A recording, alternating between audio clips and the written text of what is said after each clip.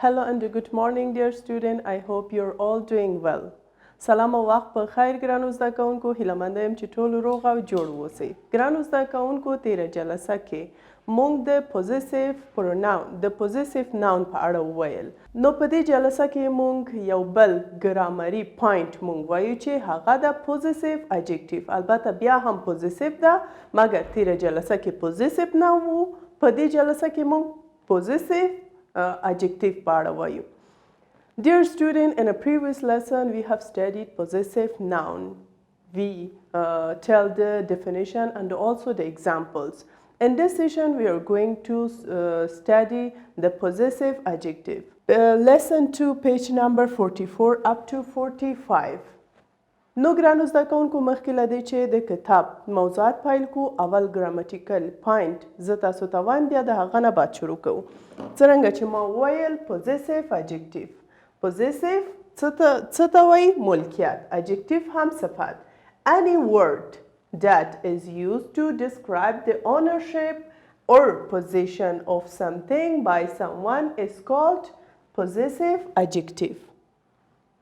هر هغه لغت یا کلمه چې مونږ ته بیانوي اونرشپ ملکیت یا پوزیشن او اونرشپ دواړه ملکیت ته ویل کیږي د یو شی د یو کس په واسطه. دې ته مونږ څه وایو؟ دې ته مونږ پوزیسیو اډجکټیو وایو. هر هغه لغت یا هر هغه کلمه چې مونږ ته ملکیت بیانوي د یو شی د یو شخص په واسطه دې ته مونږ پوزیسیو اډجکټیو وایو. چې مونږ اووه دانې پوزیسیو اډجکټیو لرو. they are, my, your, our, their, his, her, its. ګرانو زده کوونکو my زما your ستا our زمونږ their هغوی his د هغه هلک د مذکر لپاره her د مؤنث لپاره its هم د اشیا او د حیواناتو لپاره استفاده کیږي. ښه ګرانو زده کوونکو اوس راځو example ته. She likes your pen. She likes your pen. ګرانو زده کوونکو په دې کې پوزیسیو اډجکټیو څه ده؟ your ده. شي خو پوهیږي چې د مؤنث لپاره استفاده کیږي. هغه جلی ستا پن یا قلم خوښوي یا د هغې خوښیږي. نو ګرانو زده کوونکو په دې کې your ده. او په یاد ولرئ ګرانو زده کوونکو همیشه پوزیسیو اډجکټیو چې ده مخکې له یو ناون څخه راځي. مثلا پن یو ناون ده، اسم ده، نو مخکې له دې دا پوزیسیو اډجکټیو ده. همداسې دویم مثال ته راځو. I think her son is eating my cake. نو ګرانو زده کوونکو په دې کې پوزیسیو اډجکټیو کوم یو ده؟ یو خو دا ده her. her په دې جمله کې موږ دوه پوزیسیو اډجکټیو لرو. بل my. بل ګرانو زده کوونکو وګورئ son هم ناون ده او بل کیک هم ناون ده. مخکې له ناون پوزیسیو اډجکټیو. I think زه فکر کوم her son د هغې زوی is eating my cake زما کیک خوړلی. ښه ګرانو زده کوونکو نو دا و پوزیسیو اډجکټیو. بیا دلته هم هماغه موضوعات وایو. اوس کتاب ته راځو. کنورسیشن. اولنی موضوع چې موږ وایو هغه څه ده؟ کنورسیشن. تاسو هم خپل کتابونه خلاص کړئ. open your books dears. The first section is conversation. Listen and practice. Listen to your teacher while reading the conversation and then practice it with your partner. اول غوږ ونیسئ بیا خپل پارتنر سره دا تمرین کړئ. عارف this is my brother نسیم. عارف دا زما ورور نسیم دی. glad to meet you Mr. نسیم. د لیدو نه خوشحاله شوم مستر یا ښاغلی نسیم. nice to meet you too Mr. عارف. د لیدو نه زه هم خوشحاله شوم مستر عارف یا ښاغلی عارف. ګرانو زده کوونکو تاسو nice to meet you expression ویلی وو چې همدا کله چې موږ یو کس سره مخامخ کیږو یا یو څوک چې موږ نه پیژنو بیا nice to meet you استفاده کوو. مثلا د لیدو نه خوشحاله شوم. ګرانو زده کوونکو بل expression هم ده چې د دې په ځای موږ استفاده کولی شو. مثلا glad to meet you, glad to meet you, pleased to meet you, nice to meet you. دا درې واړه یو رقم مترادف کلمات دي. We use them interchangeably. تاسو کولی شئ د glad to meet you په ځای څرنګه چې دلته glad to meet you مستر نسیم عارف ویلې او د دې په ځواب کې بیا nice to meet you استفاده کړې ځکه چې دواړه یو معنا لري. اوس بل ته راځو. معصومه this is my sister فریبا. معصومه دا زما خور فریبا ده. pleased to meet you فریبا. د لیدو نه خوشحاله شوم فریبا. pleased to meet you too. زه هم ته د لیدو نه خوشحاله شوم. pleased to meet you د لیدو نه خوشحاله شوم او آخر کې to یعنی همچنان.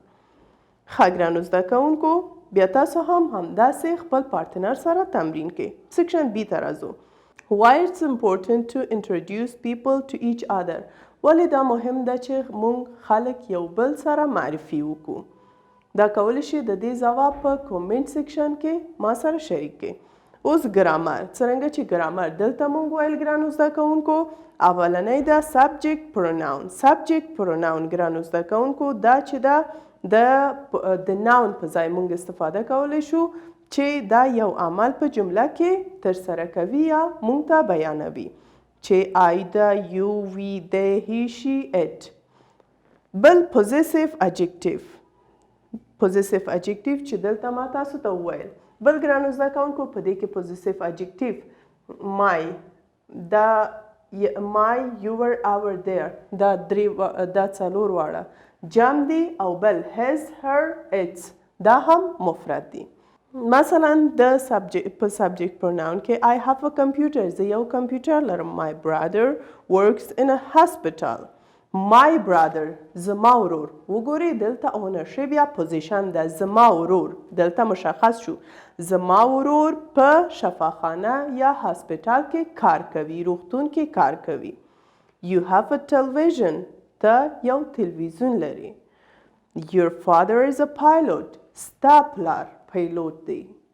ستا پلار your father یعنی دلته مشخص شو چې دا ستا پلار کیږي.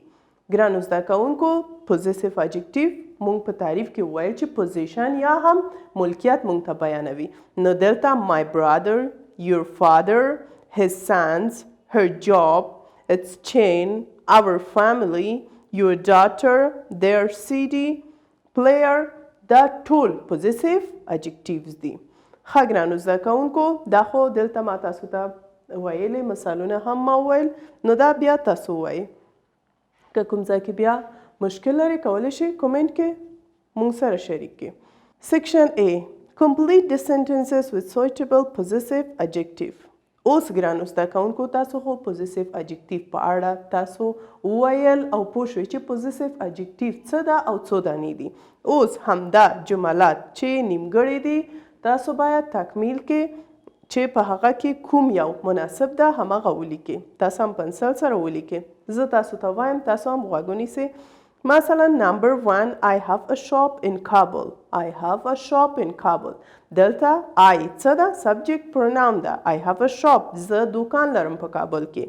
پوزیسیو اجیکټیو کې دلته په خانه خالی کې راځي it's big. Number 2 he has a nice dog.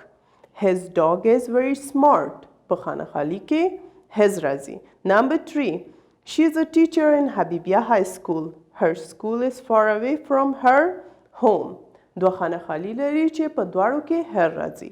Number 4 Shamsian Nadia work for the Ministry of Communication. Their office is very crowded. خانه خالی کې their. Number 5 it has a beautiful color. Its color is yellow. It's راځي. بل صفحې ته راځو. بیتا complete the sentences with suitable subject pronoun. دا خو پوزیسیو اجیکټیو و او سبجیکټ پروناون په دې کې استفاده کې. نمبر 1 I work for and. دلته and لیکل شوی ګرانو زده کوونکو دا په چاپ کې غلط شوی دا and ده. I work for an international company. My office is on 4th floor. په اول خانه خالی کې څه راځي؟ I راځي. Number 2 she is an intelligent student. Number 3 where's he from. تاسو کولی شئ دلته she هم استفاده کې. د مؤنث لپاره بیا she بیا د مذکر لپاره he استفاده کولی شئ. Number 4 he is an engineer. His office is in Helmand province. Number 5 are you a student? Which class do you study? ښه ګرانو زده کوونکو اوس سی ته راځو. in pairs tell each other about yourself and your family. خپل پارتنر سره یا په جوړی شکل تاسو کولی شئ د خپل کورنۍ او د خپل شخصیت په اړه تاسو ووایئ. My family by نسیم ظاهري. زما کورنۍ. by نسیم ظاهري یعنی دا نسیم ظاهري لیکلی د خپل کورنۍ په اړه. My family is very busy. زما کورنۍ ډیره مصروفه ده. We all work very hard. مونږ ډیر کار کوو یا مونږ ډیر زحمت باسو یا هم مونږ داسې معنی کولی شو چې مونږ ډیر سخت کار کوو یعنی ټول مصروفه یو. My father is an engineer. زما پلار انجینر دی. He works for the Ministry of Education. هغه د پوهنې په وزارت کې کار کوي. He makes schools and other offices for their ministry. هغه د خپل وزارت لپاره مکتبونه او نور دفترونه جوړوي. My mother is a doctor. زما مور ډاکټر ده. She works in ابن سینا hospital. په ابن سینا روغتون کې کار کوي.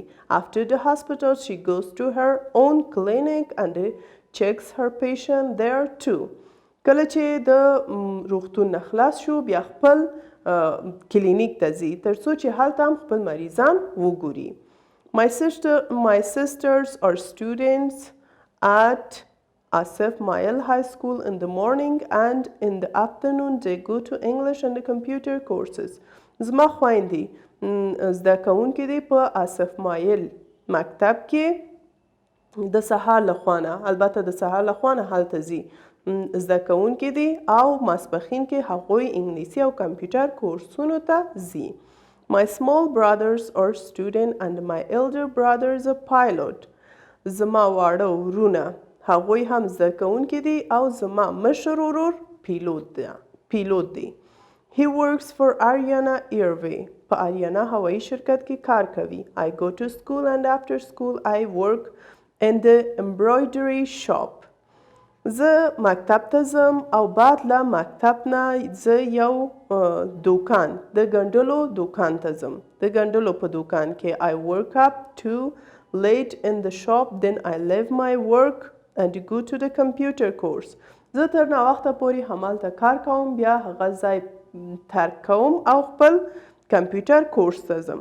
I don't work on Friday because it's holiday. زه جمعې په ورځ کار نه کوم ځکه چې دا رخصتي ده. I go to mosque with my brothers to perform Jummah's prayer and listen to imams preaching to know more about Islam. زه خپل ورونو سره جمعات ته ځم د جمعې لمونځ ادا کولو لپاره همداسې د امام د تبلیغ د غوږ نیولو لپاره هلته ځم تر څو چې د اسلام په اړه نور معلومات هم ترلاسه کړم. I play soccer with my friends and sometimes I go to picnic with my family. زه خپل دوستانو سره ملګرو سره ساکر لوبې کوم او ځینې وخت خپل کورنۍ سره پکنیک یا چکر ته ځم. ښه ګرانو زده کوونکو دا و ریډینګ. په دې کې ځینې مغلق لغتونه چې وو مثلا ګرانو زده کوونکو یو منسټري اف ایجوکیشن پوهنې وزارت ته ویل کېږي منسټري اف ایجوکیشن. بل هاسپټال روغتون. بل ګرانو زده کوونکو امبرایډري یعنی ګنډلو. شاپ هم دوکان. هالیډی یعنی رخصتي او بل پریچینګ تبلیغ. کله چې تاسو جمعات ته ځئ هلته امام جمعې په ورځ تبلیغ کوي یعنی د اسلام په اړه غږیږي چې پیغمبران څه کړي وو په اسلام کې کوم شی ښه ده کوم کارونه موږ باید وکړو یا ونه کړو همدې ته پریچینګ ویل کیږي. about یعنی په اړه اسلام هم اسلام او پکنیک آخرنی لغت دا هم یعنی چکر ته تلل. اوس بیته راځو answer each question with a complete sentence. اوس ګرانو زده کوونکو دلته 8 پوښتنې دي چې تاسو باید د دې ځواب نظر له دا ریډینګ چې تاسو ووایئ د دې ځواب تاسو ووایئ. مثلا who is an engineer. څوک انجینر و په دې ریډینګ کې؟ د نسیم's پلار. ویلی و چې my father is an engineer. Number 2 who works in hospital. په روغتون کې څوک کار کوي؟ د هغه مور. همداسې ګرانو زده کوونکو تر 8 پورې سوالونه وګوري او د دې ځوابونه ریډینګ ته یو ځلې بیا ریډینګ ولولئ او د دې ځوابونه خپل کتابچه کې په منظمه توګه ولیکئ. ښه ګرانو زده کوونکو، نو دا زموږ نننۍ موضوع چې په دې جلسه کې موږ یو ګرامري پوینټ وویل چې هغه پوزیسیف اجکټیو، البته بل سبجیکټ پروناون هم موږ ویل. دا تیرو جلساتو کې موږ ویلي وو، دلته خلاصه موږ ویل چې پوزیسیف پروناون چې ده دا په یو جمله کې یو عمل چې ترسره شوی موږ ته بیانوي.